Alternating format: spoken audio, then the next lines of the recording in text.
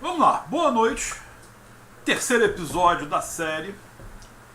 Vamos continuar falando ainda de briefing, ainda tem muita coisa para ser vista de briefing. Então eu vou mostrar o que a gente já viu nos dois episódios anteriores. E hoje vamos continuar falando desse briefing. Então vamos lá. Briefing. No primeiro episódio, para ver como ele é grande, no primeiro episódio a gente viu os dados responsáveis, dados da obra, horários, documentação necessária, a gente falou bastante sobre isso, os serviços que serão propostos para serem feitos e falamos em prazos. Então, a gente vai ficar falando isso sempre, mas no episódio passado a gente viu serviços e prazos. Hoje eu começo a pensar no meu usuário. O que seria isto? Hoje eu tenho que pensar, agora que eu já sei o que eu tenho que dar de preço, de orçamento e tudo isso, agora eu preciso entender um pouco quem é esse meu cliente. O que esse meu cliente faz, o que ele não faz, quem é ele, quem não é, quem é a família, quem é que vai morar naquela casa, naquele projeto que vai ser feito. Então a gente começa perguntando quem é a família. Pai, mãe, filhos. Esses são os atores principais, são quem vai morar naquela casa. Você tem que questionar se vai ter sogro, sogra, pai ou mãe de alguém, quer dizer, quem são os agregados que vão estar morando lá, e perguntar se tem animal de estimação. Por quê? Todas as vezes a gente nem se preocupa com isso, mas pode ter um gato, pode ter cachorro, ele pode ter peixe, ele pode ter passarinho, pode ter diversos tipos de animais que vão precisar de coisas específicas. Então eu tenho que raciocinar em quem são esses atores que vão estar dentro dessa casa que eu vou projetar. O que eu tenho que pensar em relação a isso? Eu tenho que pensar que quem é o pai, quem é o responsável, vamos botar assim, seguindo um quadro normal de coisas, que não sei se seja normal ou normal, hoje em dia qualquer coisa é possível, mas vamos pensar em pai, mãe e filhos para a gente poder entender a sequência. Eu tenho que saber qual é a idade deles, todos. Dos pais eu tenho que saber se eles trabalham, em que trabalham, é importante eu saber disso. Eu preciso saber se o pai trabalha com alguma coisa específica que vai interferir na casa, ou a mãe, vamos dizer, ele trabalha com gastronomia, então minha cozinha vai ser diferente, ou o cara trabalha numa editora, tem livros, gosta de ler, vai ter... Então eu tenho que saber essas informações, até para poder propor isso a eles. Eu tenho que saber uma coisa interessantíssima que às vezes a gente esquece de questionar, a idade deles. A casa, o projeto que eu vou fazer, pode ser impactado pela idade. Há muitos anos, um cara chegou para mim, ele tinha 40 e poucos anos, e queria fazer um projeto de uma casa na região dos lagos. Na verdade, em Niterói, né? Nem região dos lagos. Mas eu fui lá fazer o projeto, foi um negócio discutível, e uma coisa que eu não perguntei foi questionar a idade, preocupar com a idade dele. E depois que eu apresentei o projeto, estudo para ele, os primeiros estudos, ele falou, escuta, mas eu tenho 40 e poucos anos. Essa minha casa vai ser para a vida toda. E eu quando chegar a 60, será que eu estou andando direito?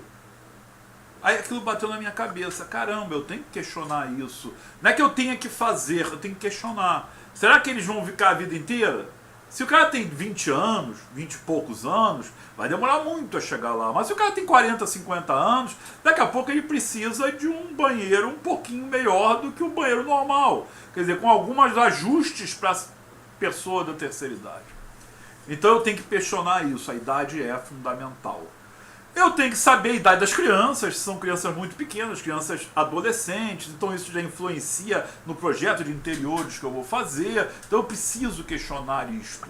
Então, quem são os atores do meu projeto é fundamental, mais do que qualquer coisa. Eu não estou preocupado ainda com gosto, eu não estou preocupado com nada, eu estou preocupado em saber quem são essas pessoas. É para eles que eu vou fazer o meu projeto. Então a gente está batendo papo, está discutindo isso, questionando, qual é a tua idade, vai perguntando isso, vai anotando como você vai fazer, um questionamento teu. Eu normalmente guardo de cabeça e depois anoto tudo e passo para ele fazer uma revisão. Isso é um trabalho que eu faço, mas é assim. Então, eu já sei quem é a família, eu já sei quem são os pais, eu já sei Tudo isso agora, e sei dos animais, né? São mais internos, externos. Esse é o cachorro que pode ficar dentro de casa, é um cachorro que vai ter um canil lá de fora, é um cachorro grande, é um cachorro pequeno, então eu tenho que questionar isso. Onde eu vou guardar a comida desse cachorro? Aonde eu vou fazer a comida desse cachorro, do animal? Então tudo isso tem que ser questionado. Não adianta eu ter feito a casa toda do cara, a cozinha bonitinha, arrumadinha, e ter um sacão de ração que eu não sei onde eu vou colocar. Então eu tenho que questionar, isso é fundamental. Aí passamos a querer saber o que vai ser feito de projeto. Primeira coisa, tamanho disto. Uma coisa é o que ele pensa, uma coisa é o que a gente vai fazer, mas eu preciso saber o que ele pensa. Não, eu quero uma casinha pequenininha, sabe, de 2 quartos, sala, cozinha e banheiro, ponto. Bem pequenininha, que eu não quero fazer. É o que ele quer. Como eu vou atender a isso é uma pergunta. Ah não, eu quero uma mansão grande, 500 quartos, né? Então eu preciso saber qual é o que ele está pensando, até para ver se ele pode fazer aquilo que ele está pensando. Então eu preciso saber a metragem quadrada. Eu não preciso que ele me diga, eu quero 60 metros quadrados. Não, eu preciso saber os tamanhos, eu preciso saber o que ele imagina de tamanho. Depois a gente vai ver que a gente vai dividir isso por cômodo, mas nesse momento eu preciso saber desse tamanho. E preciso saber quantos andares ele quer. Todo mundo, eu quero uma casa de 2 andares, volta aquele caso da idade. Será que com 60 anos ele vai subir escada e descer o dia inteiro? Então o que eu vou fazer? Será que eu vou fazer um escritório dentro da casa e esse escritório é no primeiro andar e tem que descer de manhã e depois tem que subir? Então eu tenho que questionar tudo isto. Então eu preciso saber quantos andares ele pensa. Não é quer dizer que ele vai ter os andares, mas quanto ele pensa. Outra coisa que é importante, aí cabe também um trabalho nosso de arquiteto, é perguntar que estilo de casa ele deseja. Ah, eu quero uma casa clássica, uma casa moderna, uma casa modernista, uma casa art déco, eu quero uma casa, um estilo assim. Então, nesse momento de questionamento, é interessante a gente levar imagens. Então eu pego uma casa no estilo clássico, uma casa em estilo moderno, uma casa de estilo Art Nouveau, uma casa de estilo Art déco, vou botando diversas fotos genéricas, mas dentro desse estilo. Para quê? Para que ele entenda que eu quero uma casa clássica. Aí você faz um projeto de uma casa clássica, mas peraí, mas isso é muito velho. Por quê? Porque ele imaginou que o moderno para ele é o clássico. Porque ele não é o profissional somos nós. Então é sempre bom exemplificar para ele entender, clássico é isto, divide no meio e metade igual para cada lado. Clássico tem frontão, clássico tem colunas. E de repente não era isso, que ele imaginava uma casa contemporânea, moderna. Então eu tenho que mostrar isso a ele, para ele entender. Hoje, com a facilidade da internet, a gente pode levar diversas imagens. Cria uma pastinha lá do trabalho dele, leva para ele ver num mousepad, meu Deus, numa tablet, num telefone maiorzinho, e você mostra para ele, isso aqui é uma casa clássica, é isso que você imagina? Não é isso não. Aí tu mostra uma moderna, é isso. Normalmente é isso que acontece. Então eu preciso ter isso em mente. Cuidado para ele dizer, eu quero esta casa. Isso é a pior coisa do mundo, que ele vai querer que você copie aquela casa. Não é isto. Você tem que mostrar os estilos. Ele tem que pensar em estilo, não em ter uma referência pronta. Cuidado com esse detalhe. Então eu preciso saber isso já é o que ele imagina. E eu preciso saber também cores.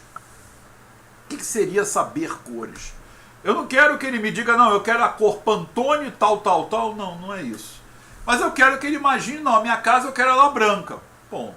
Beleza. Não, a minha casa eu queria ela vermelho. Gosto da cor vermelha. Então eu quero ver, não vou fazer uma casa vermelha, mas eu sei que eu vou usar tons da cor que ele gosta. Não adianta eu usar um projeto, fazer tons verdes e ele não gosta. Ou fazer tons azuis e ele não gosta. Então eu preciso saber disto. Tanto dele, quanto da esposa, os quartos dos filhos, tudo isso eu preciso saber. Cor é importantíssimo, mas eu tenho que fazer a cor que ele se sinta bem e que ele goste. Não adianta eu botar também uma cor que eu gosto e ele não gosta, que não tem nada a ver com isso. Ele precisa me dizer. Então é interessante ele me dizer isso para as partes externas e posteriormente, quando eu for fazendo os cômodos, eu começar a questionar com ele cores. Mas nesse momento, pensando no geral, o que ele pensa de cor para a fachada? Não, eu gosto de uma cor bem, como é que se diz, tranquila, bem serena, num tom verde, Eu não preciso fazer ele todo verde, eu posso ter uma árvore na frente, essa árvore ser verde, para compor com uma parte dela que é verde, posso ter um tijolinho na frente, não sei. Então, mas eu preciso ter um ponto de partida. Então, o ponto de partida fundamental neste momento é ele me dizer que tipo de cor ele gosta. Então, eu preciso questionar isso com ele. Mesmo que seja uma cor base, normalmente é a base. Depois a gente vai, na hora de fazer o projeto, propor tons sobre tons, vamos propor tons contrastantes, tudo o que for para ser proposto. Outra coisa que é importante, além da cor, é a textura. Não, Antônio, eu não gosto de casa de tijolinho, eu não quero isso. Perfeito, eu não posso propor isso. Ah, eu gosto daquela pedra fininha, não sei o quê. Então você vai mostrar, de novo, imagens, se possível. E deixa eu só mostrar como eu coloco no exemplo do briefing. Eu coloco pequenos quadradinhos com textura para ele ver. Não precisa ser uma textura gigante, mas pequenos quadradinhos. Ah, eu gosto desse. Ah, não gostei de nenhum deles. Pronto, mas eu quero uma textura. Não sei. Então a gente faz texturas para ele pensar. Então, nesse momento, é interessante eu saber o que ele quer contrastar, o que ele gosta de contrastar. Outra coisa fundamental que faz parte desse meu primeiro passo como estudo. Eu preciso saber alguns detalhes do que eu vou projetar, principalmente em termos de equipamentos e de interiores. Vou imaginar uma coisa, televisão, por exemplo, a TV. Eu tenho TV aonde? Na sala? Eu boto TV nos quartos? Eu boto TV na sala dos quartos? Eu faço uma sala de TV? Então eu preciso saber aonde ele quer essa TV. Por quê? Porque eu tenho que combinar com ele, conversar com ele bastante sobre isso, porque isso interfere diretamente na instalação elétrica, interfere diretamente na instalação de rede a cabo, não sei como é que vai ser, qual operadora que vai botar o canal de TV lá. Então isso interfere diretamente nos aparelhos que ele vai ter que comprar. Não adianta que eu vou botar uma sala, uma TV de 50 polegadas, perfeito. Aí não, essa aqui eu vou botar no quarto que é a maior, aí no quarto não cabe. Então eu tenho que estudar o que eu quero, e o que eu quero não, o que ele quer, e o que eu posso propor a ele. Então na hora que eu tenho que começar a pensar em equipamentos, são para todos os cômodos, principalmente os principais. TV é um deles. Quer ver outra coisa? Ah, eu quero uma cozinha americana. Sim, mas eu tenho que questionar isso a ele. Por quê? Ele quer uma cozinha americana ou ele quer um balcão com um cooktop em cima? Que já são diferentes. Eu quero uma cozinha tradicional, fechada. Eu não quero que a fumaça vá para a sala. Eu tenho que questionar. Não adianta eu fazer um projeto lindo, maravilhoso, botar um cooktop, uma ilha no meio. Ah, mas eu não gosto disso não. Então, questionando agora, antes de fazer um projeto. E por quê? Porque isso vai interferir no maquinário que vai ter nessa cozinha, nos ambientes que vão ter ao lado dessa cozinha. Tudo isso vai ser questionado, tudo isso tem que ser mostrado. E até para saber se depois ele vai ter condições de fazer. Não adianta, eu quero, o sonho dele é tudo. Mas eu tenho que também saber onde eu vou resolver isso. Então cozinha é uma coisa que tem que ser discutida, independente de discutir o cômodo. Tem que se discutir em linhas gerais o que vai fazer. Uma cozinha com cooktop demanda de um cooktop, demanda de um forno, demanda de custo. É muito mais caro do que uma cozinha tradicional onde ele põe um fogão. Então eu tenho que mostrar isso para ele. Não, Antônio, não, mas hoje eu não quero, eu quero, como é que se diz, orçamento total. Eu quero fazer tudo. Então, ótimo. Então não adianta eu querer dizer para ele que ele vai fazer uma ilha e depois botar um fogão de 4 bocas. Então não é por aí. Então eu preciso conversar equipamentos e cômodos. Banheiro. Ah, Antônio, mas para que eu tenho que questionar o banheiro? Tem um vaso, uma pia e um box. Tá, e se ele quiser banheira? Será que ele quer? Será que é importante? Não é? Então eu tenho que discutir isso com ele. Se ele quiser uma banheira, já muda o projeto. Eu tenho que ter um box e uma banheira. Nada de botar um chuveiro no meio do box, no meio da banheira. Não é por aí. Então meu banheiro aumenta. Se aumenta o meu banheiro, aumenta custo. Se aumenta custo, aumenta espaço. Então eu tenho que questionar isso para ele. E mostrar para ele que banheiro ele vai usar uma vez na vida ou na morte. Então será que vale a pena o custo-benefício? Ainda mais com criança, será que vale a pena? Não sei, tem que questionar. Eu tenho que discutir isso com ele. E não é depois com um projeto na mão que eu vou botar uma banheira lá e ele fala, mas eu não gosto de banheira. Eu não questionei, então eu tenho que questionar isso. Chuveiro. Hoje em dia tem uma infinidade de chuveiros, cada um mais lindo que o outro. Só que Se eu botar uma casinha de um pavimento com uma caixa d'água em cima, aqueles chuveiros maravilhosos não vão cair água suficiente. Aí você tem que usar um pressurizador. Se você botar um pressurizador, o custo da energia elétrica, será que compensa ter isso? Então, vamos questionar esse tipo de coisa. Então eu preciso estar alinhado com isto. Tudo que é possível perguntar, eu tenho que perguntar. Outra coisa importante, garagem. Não, vou fazer uma casa, eu tenho uma garagem. Sim, para quê? Para carro? Quantos carros? 3 carros, 2 carros, 1 carro? Para barco? Se tiver um barco, já babou tudo, né? Vou ter uma garagem de moto, carro e moto, e a moto vai conviver com o carro? E se ele tiver bicicleta? Onde é o bicicletário? Então, garagem não é só fazer uma garagenzinha só para deixar o carro. Não. A garagem tem que ser coberta. A garagem, de preferência, tem que ser fechada. A garagem tem um monte de ferramentas e coisas que ficam tipo uma oficina em volta do carro. Então, onde eu vou colocar tudo isso? Então, isso tudo tem que ser discutido e questionado. Então, nunca esqueçam desse detalhe. Outra coisa importantíssima: acionamento inteligente. Tem muita gente começando a pensar nisso para a residência. O que é isso? Bate palma, apaga a luz. Entrei em casa, botei o olho lá e a porta abriu. Eu botei o dedo na fechadura e a porta abriu. As últimas feiras que eu vi em São Paulo, a maioria das empresas de fornecedores de fechadura já tem fechaduras com dedo, com olho, com código. Então hoje eu tenho que começar a pensar em atendimento inteligente. Por quê? Isso demanda custo, isso demanda modificar uma série de coisas no projeto de instalação elétrica, uma série de coisas, vai ter que ter um projeto de inteligência praticamente artificial. Então tem todo um projeto específico para isso. Quer ver um exemplo? Eu tenho que pensar em tomadas para casa. Vou botar tomada. Hoje em dia eu já tenho tomada com USB. Então eu já posso fazer isso, já posso pensar desse jeito. Então tem algumas modernidades que a gente tem que inserir nessa conversa com ele. Por quê? Para evitar aquele monte de coisa plugada na parede, um monte de transformadorzinho ligado para carregar telefone. Eu já boto a tomada com USB. Quer ver outra coisa interessante? E que você tá lá, sair do cômodo, esqueci tudo aceso. Então você pode ter peças inteligentes que você possa, na hora que bateu a fechadura, fechou aquele cômodo, ele apaga tudo. Menos aquilo que você não quer que apague. Uma geladeira, por exemplo.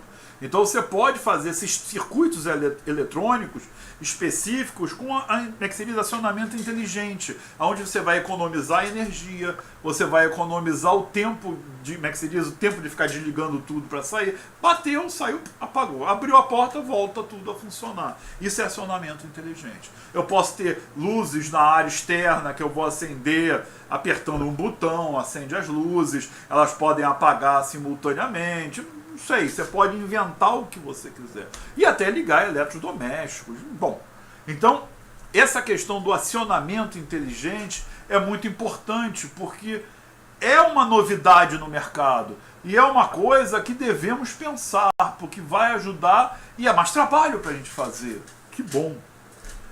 Outra coisa que a gente deve se preocupar: ar-condicionado. Eu já comentei isso, acho que foi na aula anterior.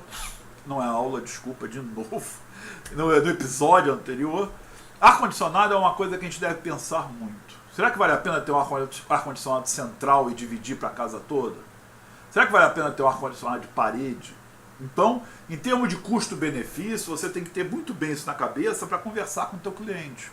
Às vezes é mais negócio você ter os buracos de ar-condicionado e ter um ar-condicionado na casa. Que naquele momento que ele acabar a obra, vai ter tanto gasto que para ir botar uma conta de luz que vai ter um ar-condicionado central fica muito caro. Você pode fazer o estudo e deixar tudo preparado para receber esse ar-condicionado. Então, são questões que você tem que conversar com o teu cliente. Não, Antônio, é zero. Você pode gastar o que você quiser. Então faz um ar-condicionado central. Ou faz split, mas faz com lugar para receber os aparelhos bonitinhos. Apesar de que aquele aparelho de split é feio que dói. Então você teria que ter um gesso para... Não sei. Então tudo isso vai ter perda de projeto, é outra história, mas você tem que questionar isso com ele, para não acontecer depois de uma surpresa. Antônio, eu não gosto de ar-condicionado de parede não, queria botar um ar-condicionado de split, aí teu projeto vai todo embora, que você tem que começar a pensar de novo. Então tomem cuidado com isso. Outra coisa que a gente tem que se preocupar também, e é esse momento de conversar com ele, é a questão da área de lazer. O que ele gosta na área de lazer? Ah, todo mundo na área de lazer é uma churrasqueira com uma mesa para... Mas será que ele gosta disto? Então você tem que questionar isso com ele. Será que ele não é um cara gourmet que quer fazer a comida para receber as pessoas? Então, de repente, tem uma ilha na área de lazer? Então tem que questionar isso com ele. Outra coisa é piscina. Ah, Antônio, ele quer uma piscina. Que piscina? Piscina de adulto? Piscina de infantil? Separadas? Juntas? Então, na hora de projetar, você tem que estar sabendo o que ele quer. Será que ele quer uma borda infinita?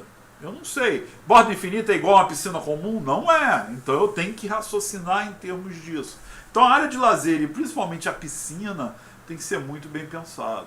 Eu tenho que pensar que eu vou ter uma ducha, eu vou ter que ter uma sauna. Que sauna ele quer? Seca, vapor? Então tudo isso tem que ser questionado com ele e discutido com ele. Por quê? Porque não adianta eu apresentar um projeto e ele dizer, eu não gosto de sauna seca. Aí, foi... tá, a gente risca aqui e bota... Então, você já tem que vir com isso pronto. Por quê? Porque você já questionou para ele nesse momento da conversa que ele tem. Então, esse é o nosso terceiro passo. O primeiro, eu conheci, peguei os dados, etc.